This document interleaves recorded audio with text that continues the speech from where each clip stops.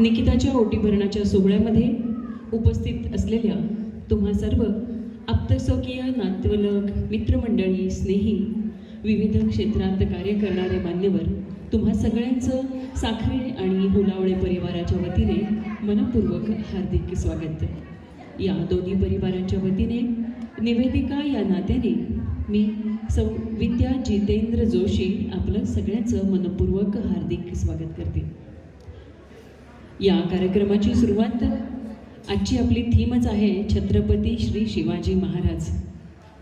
आणि आपल्या संस्कृतीमध्ये कोणत्याही शुभकार्याची सुरुवात गणेशाच्या वंदनेने करतात. म्हणूनच आपण या कार्यक्रमाची सुरुवात देखील गणेशाच्या वंदनेने करूयात. वक्रतुंड महाकाय सूर्यकोटि समप्रभ निर्विघ्नं कुरु मे देव सर्वकार्येषु सर्वदा. गणपती बाप्पा मोरया, मंगलमूर्ती मोरया. निकिताची संसारवेल तुम्हा सगळ्यांच्या साक्षीने मांडवावर चढली, स्थिरावली आणि आता एका गोड बाळाच्या येण्यानं बहरली सुद्धा. आणि याच बहराचा सोहळा म्हणजे आजच्या ओटीभरणाचा सोहळा, आईपणाचा आणि बाईपणाचा सार्थक करणारा हा आनंदी सोहळा निकिताच्या आयुष्यातला. म्हणूनच आपण स्त्री शक्तीचा देखील जागर करूयात. सर्व मंगल मांगल्ये शिवे सर्वार्थ साधिके शरण्ये त्र्यंबके गौरी नारायणी नमोस्तुते. कुलस्वामिनी श्री गणेश आणि कुलस्वामीच्या आशीर्वादाने आज हा सोहळा इथे संपन्न होतोय. असं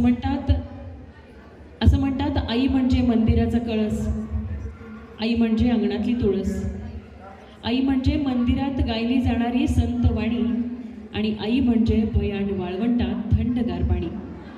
आणि अशाच मातृपदाला पोचण्यासाठी तयारीत असलेली निकिता आणि तिच्यासोबत सौभाग्याचं वैभव घेऊन सोबत असणारा तिचा सहचर श्री वैभव यांच्या आयुष्यात गोड बाळ येणार आहे.